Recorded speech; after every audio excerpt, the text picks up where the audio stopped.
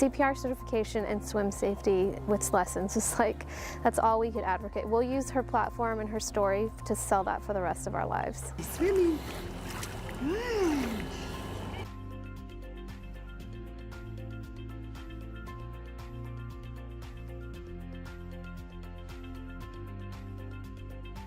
In case you pull something. Hold on!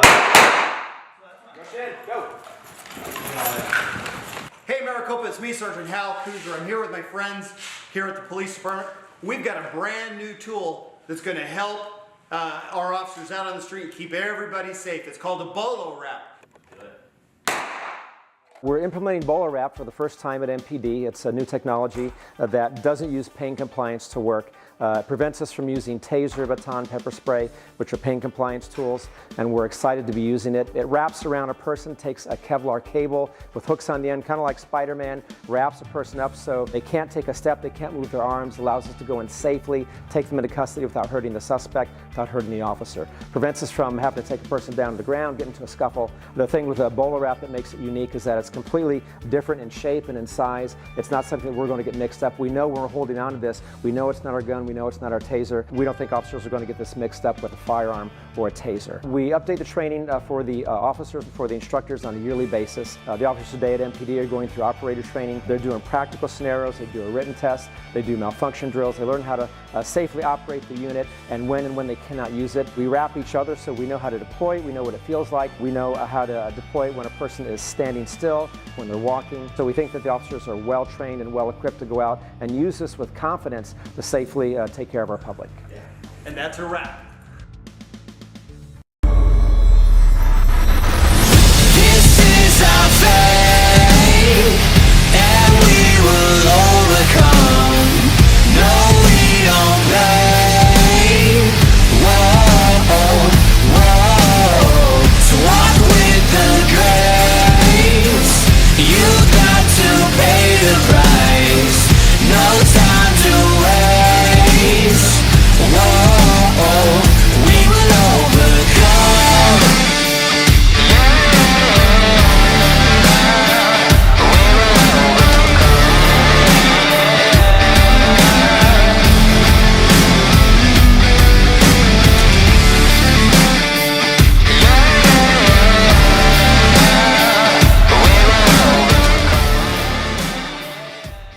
Hey, I'm Nathan Oliot, Community Services Director for the City of Maricopa, and I'm here today at the first ever in the state of Arizona fitness court that was really brought to you in part, largely in part, by Global Water through one of their sponsorships. And we're just here today to talk about what an incredible thing it was Global Water decided to do 3 years ago. It's through sponsorships, especially with Global Water and their significant contribution, that we're able to really expand on the entertainment side of things and also on activities that are available. We've expanded from 3 signature events to 5. We added the Copa Glow, which is the hot air balloon festival. And also, we have an event that is coming up in just a few weeks, our multicultural event. And for example, we are able, based upon the generosity of Global Water and their sponsorship, we're able to bring in some entertainment acts. We've got Polynesian dancers lined up. We're working on some Congo and steel drum performances. So it's those types of things that those extra dollars help to not only expand the events, but bring more events and bring entertainment to those events.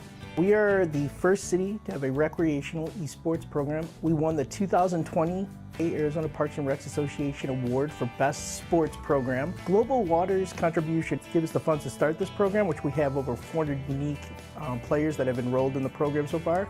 It also allowed us to switch to an online platform once the pandemic hit.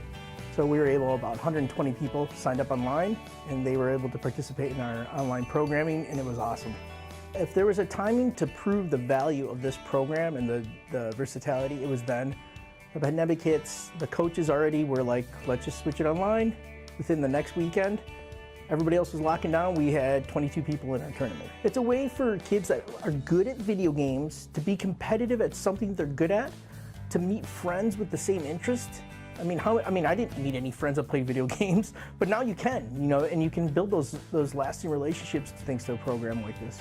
Rec in the Greenbelt is a Parks and Recreation trailer on wheels. Has an esports component, but also has a bunch of different Parks and Recreation games, up from Connect 4 to Frisbee toss. We have golf. We just have a bunch of different things offered in that. I do believe Rec in the Greenbelt did a great job connecting the community. We not only provided it here, but we connected with Maricopa Unified School District and our charters by providing this trailer at their schools and interacting with their students as well. Ever since we started the program about 2 years ago, I would have to say we had about 1,000 plus participants participate. Global Water was a huge contribution to UT and enrichment programs, and they helped us out a lot. Maricopa's Safe in the Swim program provided free swim lessons for 197 kids. And what was cool about this program, as we tracked the progress, we realized about 90% of them did not know how to swim, and the time they were done, they were safer in the water. They can float, they can do some swimming, they could jump in the water, self-rescue themselves, get out of the water. This allowed opportunity for kids that not normally would be able to get to the pool to do swim lessons and things like that. So today we're at Pecana Park, but we're actually standing here at the fitness court today, which is a national fitness campaign where they try to implement outdoor fitness courts in different areas to bring fitness closer to communities. I mean, fitness really shut down during the pandemic. For us to be able to continue to provide fitness activities to the community was huge. We definitely could not have done the fitness court without Global Water. It obviously gets really hot here in the summer, and Global Water, they directly contributed to the shade structure here of the fitness court. Now it's utilized 365 days a year. Also, the lovely decals that we have all around the fitness court as well was a direct contribution from Global Water. We could not have done any of that without them. On our wall here, we have different sizes of stars that represent different amounts of donations, and Global Water is our largest star, our largest donor. Your contribution to the library here has allowed me to continue to do what I love to do, and it also helps us to enhance our programs by expanding the opportunities for more people to participate, having more staff involved in these programs or volunteers.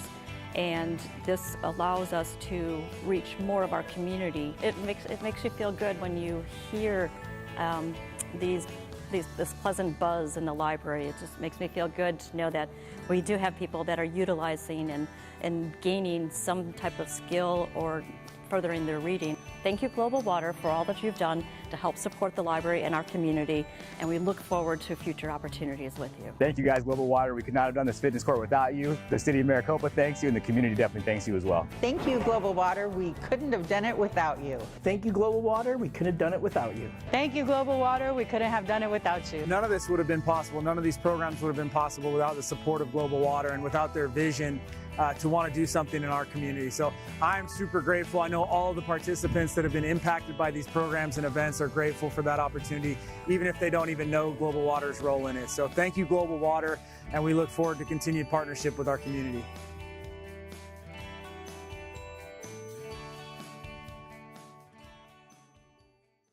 This is my friend.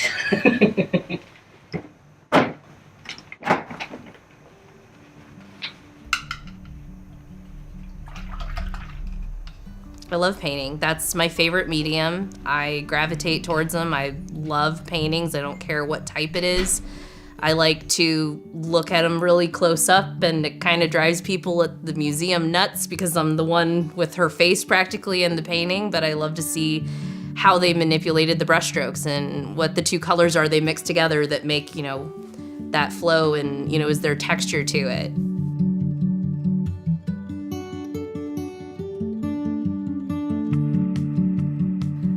It started way back when I started painting on rocks. Rocks are easy to find. They're free, and I remember my mom and I would go down some riverbeds and we'd pick some out and I'd wash them and clean them, and there was a book that was like Painting on Rocks Volume 1. I was all about it. I got 2 and 3 and 4.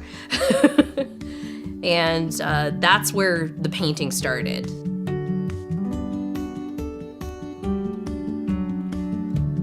One of the things I enjoy the most is thinking you can't do something. Something's gonna be too difficult. Can I make that? And then just trying and working at it, and when you do it, it's it's uplifting and it's exciting and you feel strong and powerful and capable. And for me, there was just always that kind of tactile ability, but it wasn't always good. And it's something you just have to work at, and the more you work at it, you get better.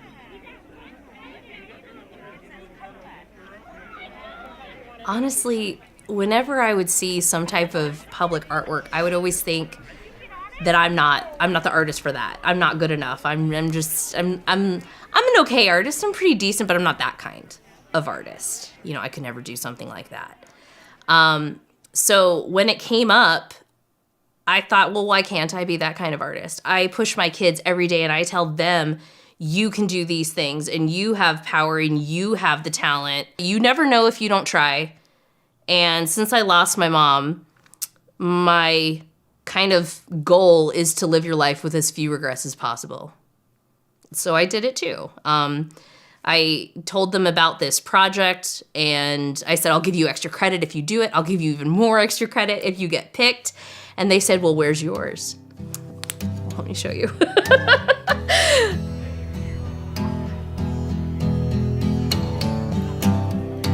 Come on, rider, 'cause I long to talk to you.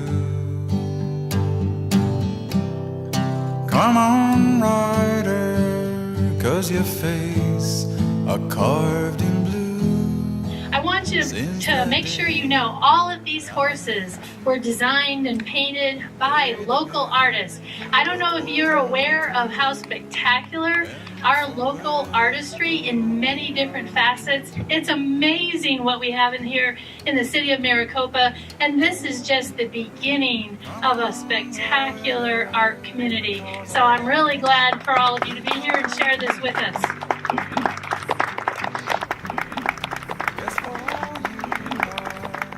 My reference images are all images I took at the Desert Botanical Gardens, and I want it to look kind of photorealistic, but also have a kind of paint by numbers quality to it.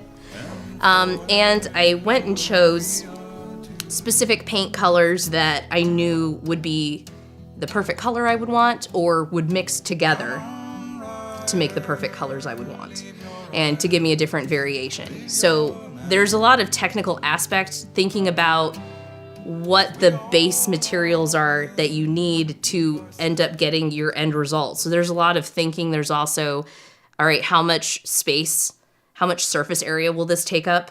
You know, Hello, Maricopa. It's me, Sergeant Hal Kuger. I'm here with my friend Maria Johnson, the Crisis Director from Horizon Health and Wellness here in Pinal County. Thank you so much for joining me. We're here today to talk about a new program called 988. Maria, what is 988? 988, this is a 3-digit crisis line number. It is access to the National Crisis Line, which is currently 1-800-273-TALK. This is an additional number, 3-digit number, easy to remember to access mental health support, where you can call, speak with a trained crisis professional if you're experiencing a mental health emergency, if there's emotional distress, substance use issues. It also has veteran services available, and it'll prompt you to access that. So this is a new 3-digit easy to remember number to access that support. 988, I think I could remember that. Does it replace 911? No, it's essentially parallel to 911. 911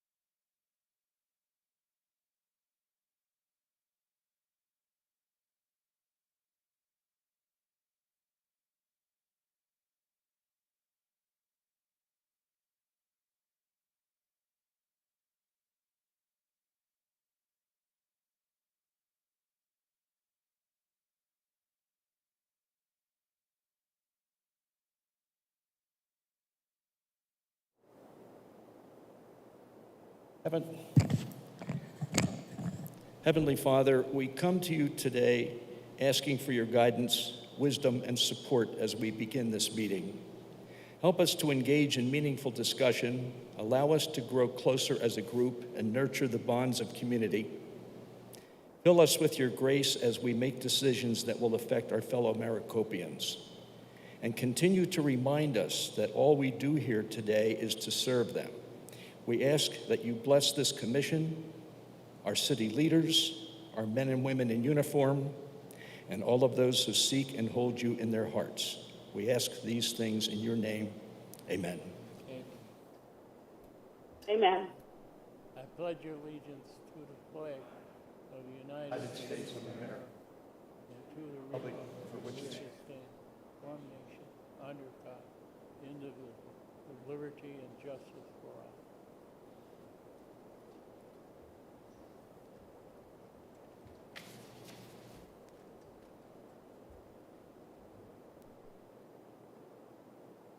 Roll call, please.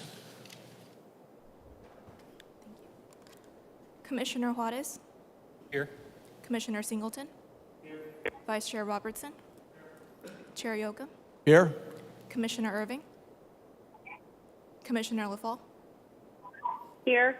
Commissioner Hughes? Here. Chair Yoakum, we have a quorum. Thank you. Call to the public. If you wish to speak, please complete a speaker card and submit it to the chairman prior to the start of the meeting. The procedures to follow if you address the commission are: Commission requests that you express your ideas in 5 minutes or less and refrain from any personal attacks or derogatory comments about any city employee, a fellow citizen, or anyone else, whether in the audience or not. The chairman will limit discussion whenever he deems such an action appropriate to the proper conduct of this meeting. Are there any speaker cards that have not been given to me? No? Okay, thank you. Next, minutes. Could I have a motion that, Commissioner Hughes? Yeah, I move to approve. Okay, a second? Second. Thank you. Second. We have a motion and a second. All in favor? Is there any discussion? All in favor? Aye. Opposed? Motion carries.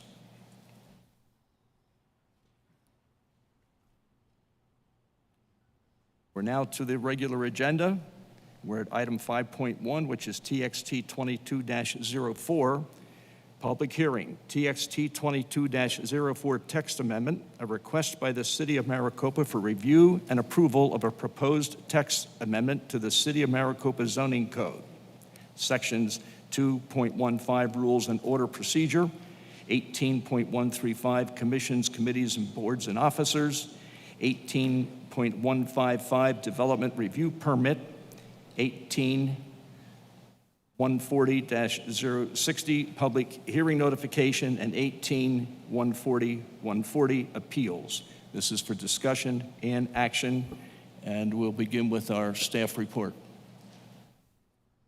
Thank you, Chairman Yoakum, members of the Commission. My name is Rick Williams. I'm Planning and Zoning Manager. Here to talk to you tonight about a text amendment 22-04. More specifically, it's a request by the city to amend the code in specific chapters of the city. More specifically, the rules and order of procedure, commissions, committees, boards and officers, development review permits, appeals, and finally, public hearing notification as well. And I would just, taking a little look at the background, I would just, go back and revisit and state that, this is a follow-up amendment to the city manager's presentations in the past.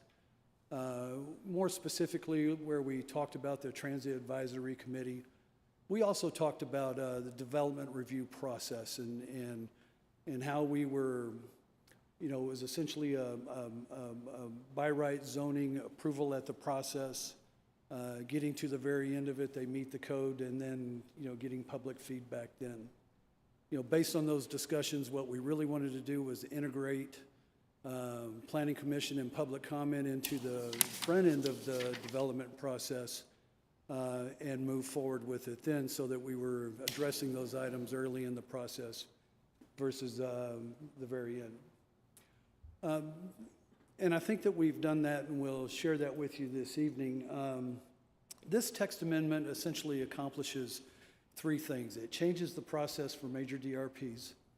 It establishes the Planning and Zoning Commission as the Transit Advisory Committee. And it also establishes roles and responsibilities of the hearing officer, which essentially is going to supplant the Board of Adjustment. I would also just point out that a code, Section 18 and all the codes, all the different sections of our city code, they're a living organism. They're constantly changing, they're evolving over the years. So the other opportunity that we have here is to make other upgrades to the code. And two examples I think of that are, one, the roles and responsibilities of the hearing officer, which, if you recall, during the city manager's presentation to commission, we hadn't visited that. However, discussions had been going long ago, or long before those discussions, and it just made sense, since we were going to be in here, to go and amend that. Another great example is the administrative use permit, something that we're removing from our city code as well. There was a day when that was a useful tool. However, we don't even have the administrative use permit anymore. We use other applications to essentially address those, yet we've had it in the code for years. So again, great opportunity to go in and make some other upgrades, and we'll talk about those along the way as well. So let's talk about Chapter 215, the Rules and Orders of Procedures.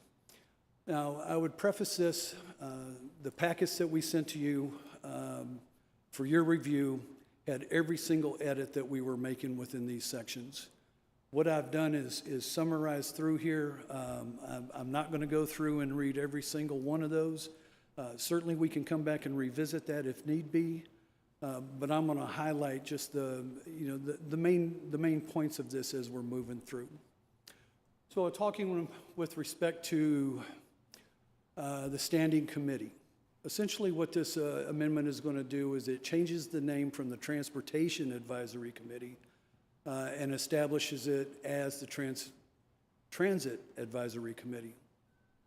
Furthermore, within this section outlined in your staff reports, it essentially removes the Board of Adjustments from the council establishment standing boards, which gives us ability to then insert the hearing officer in a different section. With respect to commissions, committees, boards, and officers, more specifically the Planning and Zoning Commission, the proposed amendment removes DRPs from the decision-making responsibilities of the commission and adds preliminary subdivision plats to the decision-making process. Another perfect example of being able to have the ability to amend this, it was previously located in the advisory section of it, which we've always focused on it as a decision-making process. With respect to the Board of Adjustment, the proposed amendment would eliminate the Board of Adjustments. And I probably should clarify this. It doesn't necessarily eliminate. What it essentially is going to do is create immediate and intermediate with the Board of, with the hearing officer. In the event something that would become appealed past the hearing officer, essentially City Council becomes the de facto Board of Adjustment. So it's not quite accurate, and I probably should have chose a different word to say eliminate versus just revise, I think might be better. With respect to the hearing officer, the current amendment before you would establish the roles and requirements for the prospective office. The proposed amendment would also establish the purpose, duties, and powers of the Transit Advisory Committee. I believe that city manager, when we spoke in December, talked about this a little bit, but share a little bit more. It's going to become the Planning Commission. Y'all are the new TAC. We'll meet at a minimum 4 times a year, once a quarter. We'll meet on the same nights as Planning and Zoning Commission meetings. Essentially, what we'll do is we'll close one meeting and open the next. Does that mean we could have more than 4 a year? Absolutely, it does. But we'll work more closely with y'all as we start getting closer to those coming out. And I would just also point out that it's kind of driven by the Public Works Department and more specifically the CIP project. But we'll combine the meetings together, and like I said, on a meeting night, we'll just go from one to the other. With respect to the Table 118, 135, 110, essentially what it does is revise that table to capture the changes that we've noted above. As I've stated, and I'm not going to read it word for word, but essentially with respect to the section regarding development review permits, we're changing the process. We're going to remove it from the decision-making process and place that with the zoning administrator. And I'll just state, and I want to come back to this in just a little bit, but DRPs will still require site postings and neighborhood notifications within 600 feet of the proposed site. With respect to the appeals section, and again, we're updating the table in there that lists all the appeal criteria and to be consistent with the changes that we proposed in the other 3 sections of it. And the same thing with respect to the public hearing notification. One thing that's quite clear is you go to change one thing in one section and it actually affects 4, 5, 6 different sections at a time. But again, we would upgrade the table 18-140-60 to be consistent with the change in the public notification requirements that we've proposed in the other sections. And then just finally, I wanted to talk about the DRP process a little bit because a lot of really good conversation on that, and we thought it was, so pertinent and critical to the process to be able to integrate not only public comment but planning commission comment as well. So how are we going to do that? So I wanted to just share with you a little bit where we're going. In anticipation of this meeting this evening, we've already started sharing with our initial contact with applicants that we have a change in the process coming. So that's the first step we take. Second step in that is we have the pre-application meeting.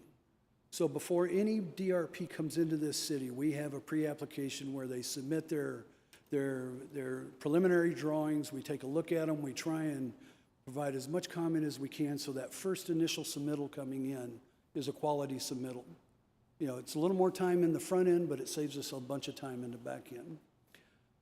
So at that pre-application meeting, we're doing 2 things. We're sharing with them in the process of how it is going to go and how it's going to lay out. And then the other thing we're sharing with them is the DRP process guide. So again, 2 more opportunities before we've ever gotten the first application to share with them how the process is going to go. The verbiage that you see on the right under their review process is our DRP process guide, work in progress. We're still working on this. We haven't quite figured out all the language for it, but I wanted to share this section with you because I think it shows clearly what the intent is here, and that is with your first submittal, based on what we had shared with you from, initial contact and pre-application meetings, we intend to take that first initial submittal to an informational meeting. We intend to post the site, and we intend to notify residents within a 600-foot radius. But more importantly, we intend to take the comments that we garner from that meeting and incorporate them into first review comments. So now we have in addition to our internal vetting process, which we've showed you all that slide that has all different arrows on it, I mean, we've taken it one step farther and we've gone out to the public and to this body to garner those comments. Now it's up to the applicant. You know, the payoff on that is they have the ability to meet all the requirements, Section 18 of the city code. And once they do that, we have the ability to then approve it administratively. I think that this will be, I think, very, very well received by the development community. And in fact, I can attest that we have the first one coming in. We've got a pre-app in 2 weeks. That will be the first informational meeting. And they're just absolutely thrilled with the process. So I just wanted to share that and hopefully create a little confidence, you know, in where we're going with this. Also set the goal as to what the expectation is, you know, and so that we create a more efficient, streamlined process, you know, which ultimately ends in better results, better development, and more for the community that we live in and work in. So having said that, we find this to be substantially compliant with the existing city code that we have, and the changes are consistent. And Chairman Yocum, we're recommending Planning Commission approval of the text amendment for you this evening. With that, I'll close my presentation, and I'll be happy to answer any questions that you might have. Thank you very much. As far as questions and concerns by the commissioners, I think what I'd like to do is reach out to Rochelle Lafall and see if she has any comments or questions or concerns. Thanks, Ted. It's Rachel, but I have two questions, please. One is referring to the hearing. Is it the hearing officer for the Board of Adjustment? Is that you, Mr. Williams? Chairman Yocum, Commissioner LaFell, no ma'am, it is not me. It is not a city employee. It is an impartial affiliate, not affiliate, wrong word. It can... Associate? Pardon me? I can't hear you. Associate? Council appointed. Commissioner LaFall, this is Nick. Yeah, the hearing officer would be council appointed. Thank you. Okay. And then my next question, okay, now I'm hearing an echo.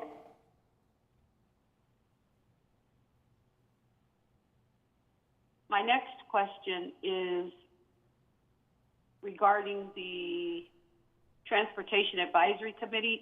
It was my understanding with the initial, and please correct me if I'm wrong, with the initial discussion that the meeting would be once per year. Did that change to quarterly, or did I misunderstand that from the beginning? Chairman Yocum, Commissioner LaFell, in my discussions with Keith Brown in the CIP department, and it's possible that I misunderstood. I understood it to be a quarterly meeting, but I would have to go back, and I certainly can get clarification on that, ma'am, and share that with you and all the commissioners. You know, now that I think about it, I think you're right. I think city manager did say once a year, but I thought they were crystal clear. But I'll clarify that, and I'll get back with you and share that information with you. Thank you. Anything else, Commissioner LaFall? No, thank you. I appreciate it. Okay. I'd like to move along to our newly appointed commissioner, Alfonso Juarez III. Welcome aboard. And I should have done this at the beginning of the meeting, but this is an opportune time to introduce you to the commission and to everyone who's at the meeting or not at the meeting. Do you have any questions or concerns? No, I think at this time I'll just sit back and listen and learn. Okay.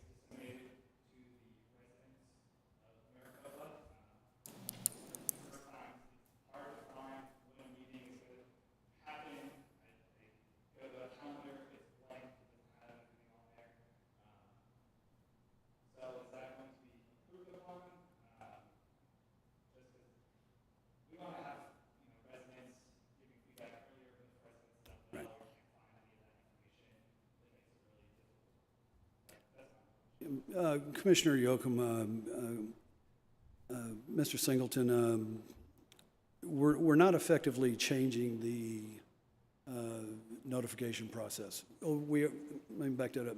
In some areas, we are extending it, doubling it, going from 300 to 600.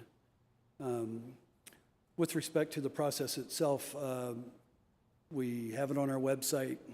We post it on site. We're sending letters out to the neighbors. I think that we are exceeding the expectation as far as what the requirement is. Obviously, we're always looking to get better and do things if we can make the process better, we're certainly, welcome, would love to engage in those conversations. But that's where we are right now. So, I think it's exceeds the expectation, and we'll keep working from there. The website seems to be getting more and more popular. So that's really good. We've got it on multiple sites there. So that's currently what the process is. Thank you, Commissioner Singleton. Commissioner Robertson.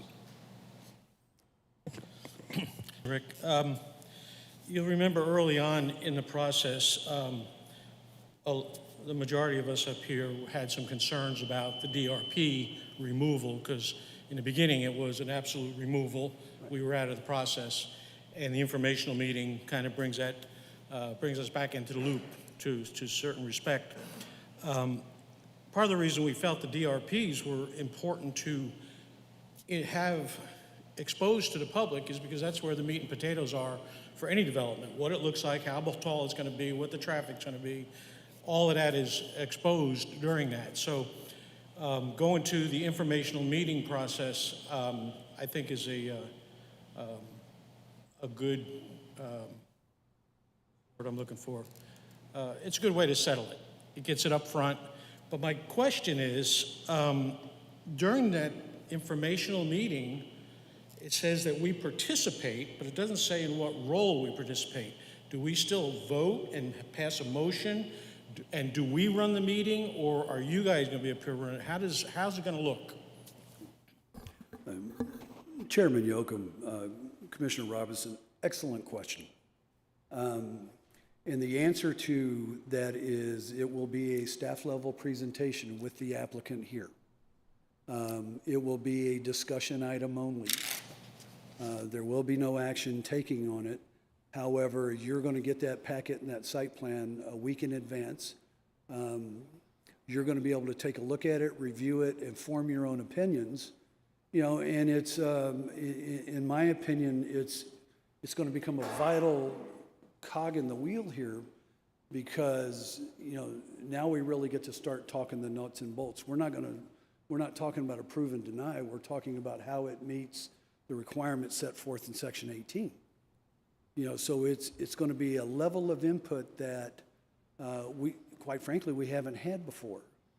And so the process that we'll take from that is we'll take all that information gathered from not only yourselves, but anyone that speaks from the public as well, and take that back and incorporate it in the first review. Because this isn't, because it's not an action item. What I hope we will not get into, and I'm saying this in general, I'm not pointing a finger at anyone, is, it's before you because it's by right. It's not a rezone application. It's not a PAD. It's in front of you because it's by right at this point. So the last obligation they have is to meet the zoning requirements outlined in Section 18. So what we're really hoping and what we're going to try hard to steer this away from is, I don't want this in my backyard. I don't like it. I wish it'd go somewhere else. Those questions are gone. The ability to have that conversation is not at this point in time. So, we've looked at this many different ways. We think this is going to be an incredible tool for us. We think it's a great way to create a better bond with the community, but also I think this is going to help our relationship with the applicants as well. And I think we're all going to get better all the way around to it. So that's kind of a long-winded answer to your question, but and I hope I got all points of that. Maybe one little follow-up. So we won't be making a recommendation to the city council for DRPs, but you will listen to all 7 of us individual opinions rather than a motion voted upon given to you as a body. Chairman, Commissioner Robertson, that is absolutely correct. I have my notes here real quick. In reference to what James had to say about getting information out to the public, just an idea that the city do some kind of public education blitz, that the new process, maybe a news story, something on the website that describes the new process and what's expected of the public to be involved in the early stages, to be heard. Because it's really not any different. If they missed that first meeting, it's no different than coming to the last meeting. Nothing matters. So getting them here is important. And like I said in the beginning, the DRP is the meat and the potatoes that the citizens want to know about. That really is the biggest part of everything that I've been told from residents, is that, we do want to see the pictures and how high it's going to be and all those things. So having that in that informational meeting, I think, is great. And I think it's a great compromise to keep us involved. Yeah. And just to clarify, will we be up here during those informational meetings? Okay. Chairman Yocum, Commissioner Robertson, I just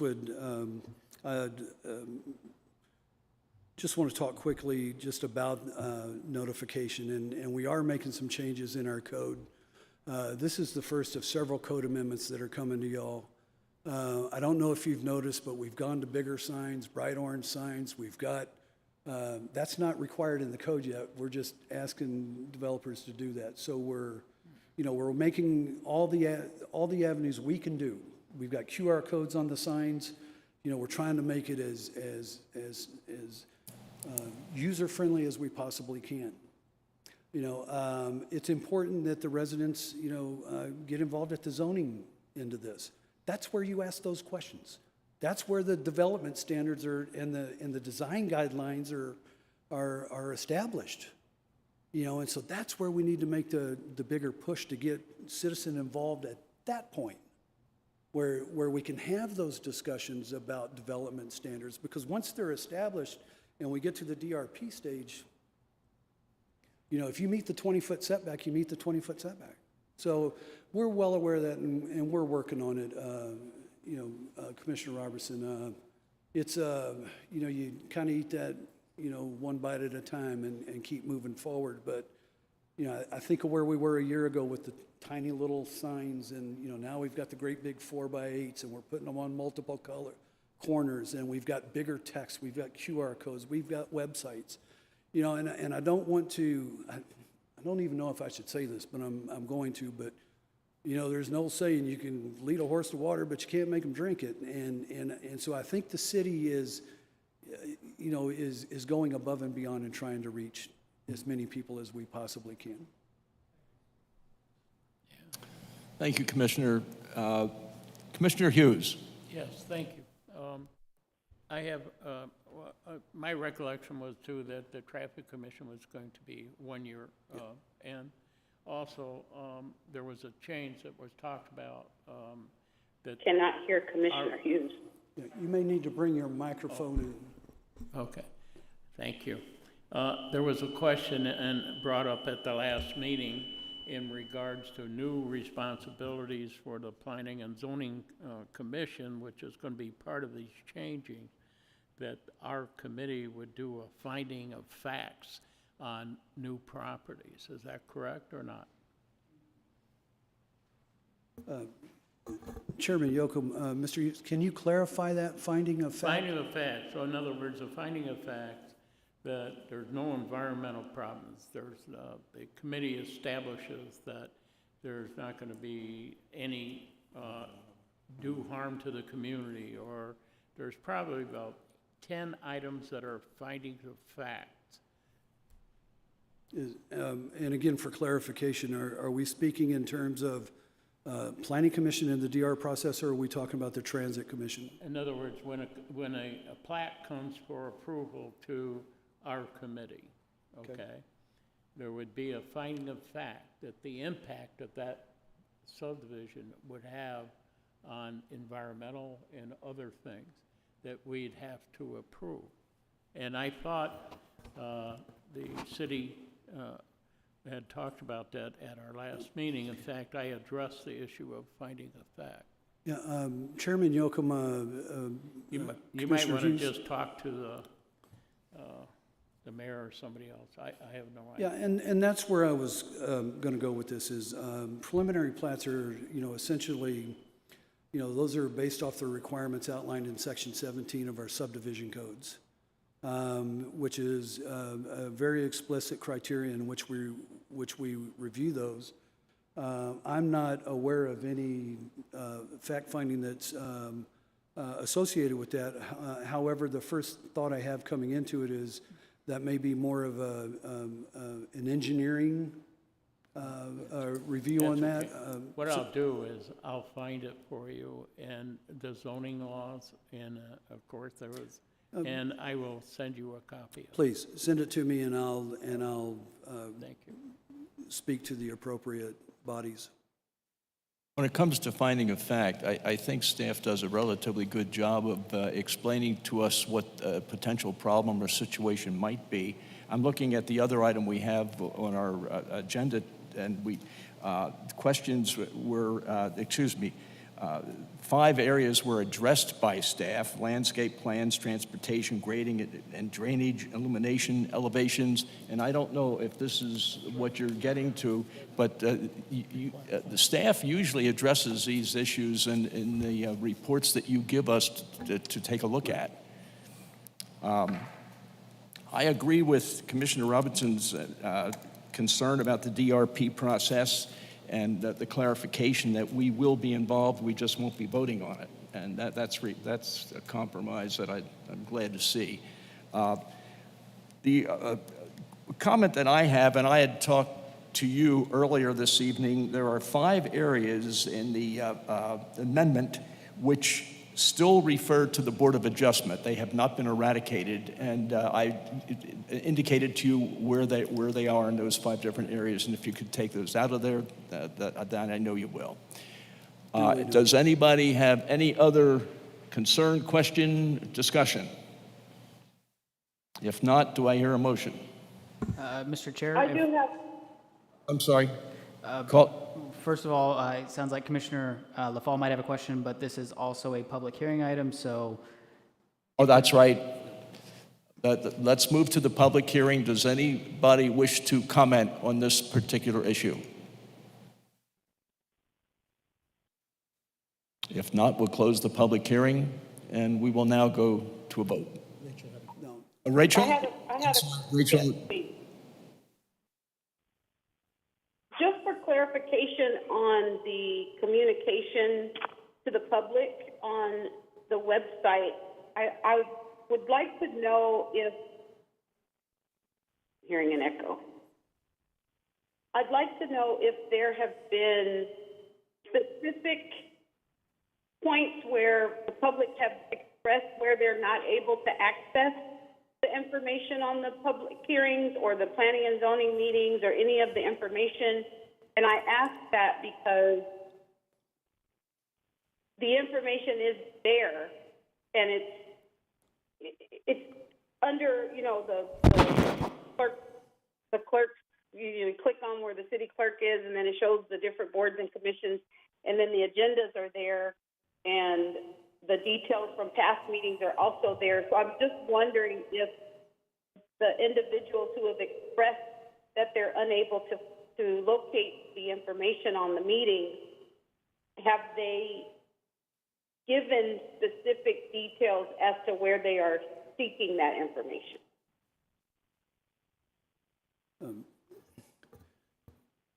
Chairman Yocum, Commissioner LaFalle, I'm not personally aware of any issues, if I understand the question correctly, of individuals being able to access the information on the portal. I go to it every day. I double check it every day. I personally haven't had any problems accessing it. if there are those that are, then I would, I'm not aware of it. Okay. Anything further? So we're going to be taking a vote? I have maybe one comment on that, Rick. I'm learning to use Legistar more and more every day since you converted us over to it. And everything that we get in our package is listed there. If someone will click on it. No. But I don't think the general public knows what Legistar is or how to use it. But the information is there, and the entire package that we see with all the staff reports and notes is there. Yep. Thank you. Okay. The chair would entertain a motion. So moved. Motion was made by Commissioner LaFalle. And that motion is to make, let me correct that. The motion is made including the correction that you brought forth to staff. Chairman Yocum. I'm sorry, I did not understand what she said. Mr. Chair, I can clarify.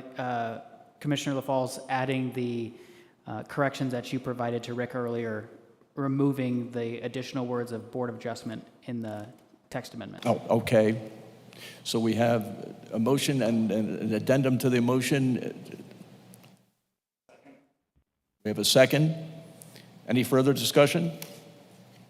All in favor? Aye. Aye. All opposed? Motion carries. Thank you, sir. Let's move along to DRP 22-28, a request by Neil Fazer on behalf of 41011 West Honeycutt LLC, requesting review and approval of site, landscape, photometric, and elevation plans for a proposed self-storage facility on approximately 3.13 acres, generally located east of the southeast corner of West Honeycutt Road and North Porter Road in the city of Maricopa, and this is for discussion and action. Good evening, Chairman, members of the Commission. I'm Derek Shearer, planner with the Planning Department, here to present the next case. This is Agenda Item 5.2. This is a development review permit application for Storage 365. The case number is DRP 22-28. Sorry. The applicant is Neil Fazer from RKAA Architects. I have a vicinity map up on the screen. The location is east of the southeast corner of North Porter Road and West Honeycutt Road, or between North Whisker Road and North Gunsmoke Road. The subject site is approximately 3.13 acres. Currently, it is vacant, level parcel. The proposal is to develop a proposed personal self-storage facility. The site is currently zoned general business CB2 in the old zoning ordinance. There is no amendment that is required. This use is a by right use under that zoning category. And the general plan has this area categorized as mixed use development, as a commercial development. This is a suggested use under the mixed use designation, and no amendment is required. So this application for a development review permit is a by right application. As you can see on the screen and in your packets, here's the proposed site plan. North is to the right, so you can get an orientation on this site plan. Access to the property will be via West Honeycutt Road. On the top right of the screen that you'll see, that is actually coming from the west on Honeycutt. It'll be a right in, right out only, and then there'll also be a right exit only on the eastern side of the property. This is due to Honeycutt Road and the inability of having a full access driveway at this site because of the way Honeycutt Road is and the distance between Gunsmoke and Gunsmoke and Whisker. Always forget that. Sorry. However, they do have, if you can see, it's very lightly, it's cut off on this, but right at that west entrance, the applicants have proposed a cross-access agreement with the property to the west of it.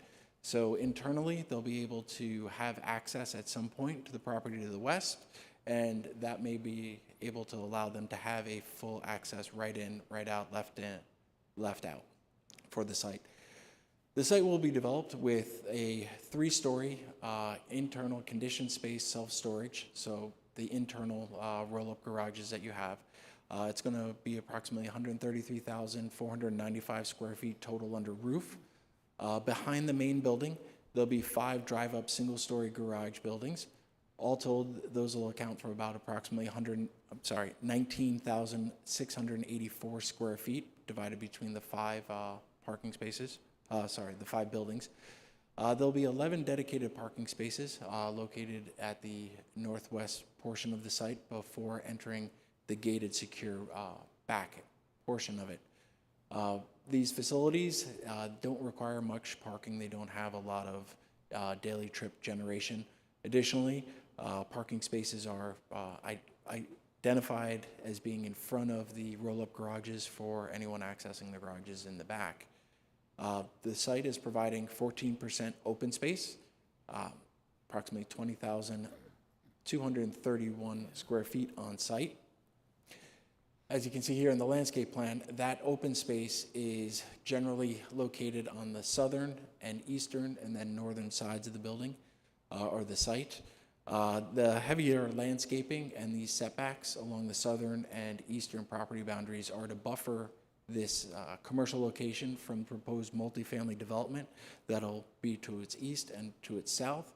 The other portion is being in front of the building, between the building and Honeycutt, and also inside the right-of-way just beyond the property line. So all told, there'll be about 30,563 square feet of landscaping for this 3.13 acre site.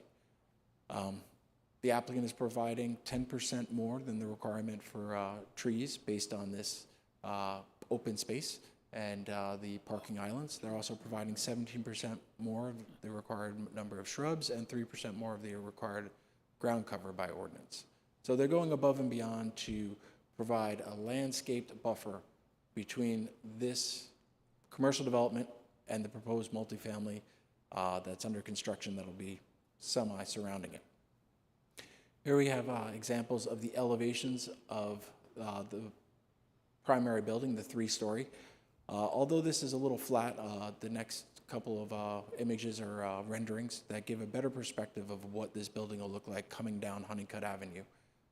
The applicant has worked really hard with staff on several iterations to get to this point with this elevation to create this building as this is on Honeycutt Avenue in the Seven Ranches area that is being developed. That this, I don't want to say it's iconic, but a 3-story building there is going to draw your eye driving down the road. So staff put a great emphasis and challenged the applicants to create a visually interesting self-storage building, and we believe that the applicant has come through on that.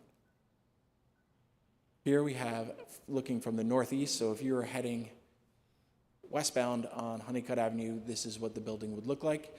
You can see that we have the raised corners, we have undulations on the parapets. The applicant has put special attention to the surrounding security walls with having a CMU block base, columns evenly spaced with capping, and then stucco on the walls, which usually we do not see. We usually see a mixture of split face CMU block that's painted. They're going with the stucco that matches and mirrors the corners of the building with the stucco that's being provided. Here we can see from the northwest, so if you were driving towards City Hall on Honeycutt, this is what the building would look like from the rendered version, with the location of where signage would be. The signage will be under a separate permit. For the 5 garage buildings, we have asked the applicant, because these garage buildings are located on the periphery of the southern portion of the building, adjacent to where that multifamily is going to be, to provide extra architectural detail to the tops of these buildings that'll be seen over that perimeter wall. And the applicant has provided that, where they've mimicked pretty much what is going on the main building, the use of their CMU block, their seam metal, and then their stucco with the capping on top. So if you can imagine basically where those almost window slits are, that'll be what's viewed above the the perimeter wall by the adjacent residential. This project has gone through the development review process. I know you have seen this slide many times, but for the benefit of the new commission members, for all these development review permits, they are routed to planning. Planning then sends it out to external technical advisory committee, that is our utilities, water, wastewater, electric, and adjacent communities, the Indian communities surrounding us. Plans are reviewed by the engineering department to meet engineering standards, road and street standards, a traffic analysis, analyzing the traffic impact statement or traffic impact analysis provided by the applicant, that should any off-site improvements in the roadway infrastructure be required because of the needs of this development. Also for floodway and drainage. Building takes a look at it. The fire department looks at it under the 2018 International Fire Code. And then planning looks at it for the land use compatibility, the zoning appropriateness, setbacks, landscape standards, the design standards, and the functionality of the site. We have the internal development review meeting that looks at the architectural of it, and then it goes before this commission. So staff has analyzed this proposal, and it conforms with the existing zoning. It conforms with the general plan designation of the site. It's been fully vetted by all departments, and the proposal meets all the requirements outlined in Chapter 18 of the zoning ordinance. The applicant posted the site on February 21st, addressing that it was coming to this Planning and Zoning Commission meeting, and notification letters were sent out to property owners within 600 feet of the site on February 21st as well. Staff therefore recommends Planning Commission approve Storage 365 Development Review Permit, case number DRP 22-28, subject to the conditions of approval stated in the staff report and/or as amended by the Planning and Zoning Commission. And I'm happy to answer any questions that the commission may have. Also, the applicant, development and design team is here. Should you have any technical questions about the proposal, they'll be happy to answer any questions as well. Thank you. Okay, thank you for the presentation. Much appreciated. Let's begin with any questions or concerns again with Rochelle, with Commissioner LaFalle. No questions. Let's go to Commissioner Hughes. No questions. Okay. Commissioner Juarez. Oh, no questions, thank you. Okay. Commissioner Singleton. Mr. Robertson. Somebody has to have a question. Derek, you mentioned that future access to the west, that's solely dependent on an agreement with that property owner, is that correct? That is correct. So it's an assumption, it's not a given. I do believe they have the cross-access agreement. Okay. Not yet. It's just curious. I know how it works. Just curious whether it was in place or not. Thank you. And while we're on that, I know that that's supposed to be for exit only, but in the case of an emergency, could we use it as an entrance? Yes. If I can go back here. That can be used by emergency services as an access. As you can see on the bottom right above the north arrow, it is gated, but there is a keypad there with the Knox box, and they would be able to get in. They'd pull in, do their code, gate would open, and emergency services could get in there. Because one of our standing concerns about just about everything we look at is that we have two ways in and out in case the one of them would be blocked. Emergency vehicles could still get in. Okay. I don't have any questions, so I guess, is there anything else from the commission? Mr. Chairman, I move to approve. We have a motion to approve. A second? Second. We have a motion and a second. Any further discussion? If not, all in favor? Aye. Aye. Aye. Opposed? Motion carries. Thank you very Okay. much. Next, we have the report from staff report. Thank you, Chairman Yocum. Commissioners, just would like to state it sure is nice to see a full dais and have Rachel on the phone. We've got 7 all 7 seats are filled again. And we're off to good things in 2023. We've got some aggressive meetings coming up in the next 2 months. Excuse me. Speaking of aggressive meetings and whatnot, from conversations that we had earlier, I would like to suggest that we cancel the March 27th meeting and have a special meeting on March 28th. And we do that. If I understand that correctly, Commissioner Chairman, you're directing us to cancel the 27th. That is correct. And conduct a special meeting on the 28th. That is correct. Duly noted, sir. Okay. That being said, I have no further announcements or updates from this chair. Thank you very much. Does anybody have any concerns or questions? Nope. Nope. Thank you, Rick. Okay. I don't think that we are going to need an executive session tonight, so a motion to adjourn? So moved. Second? Second. In favor? We are adjourned.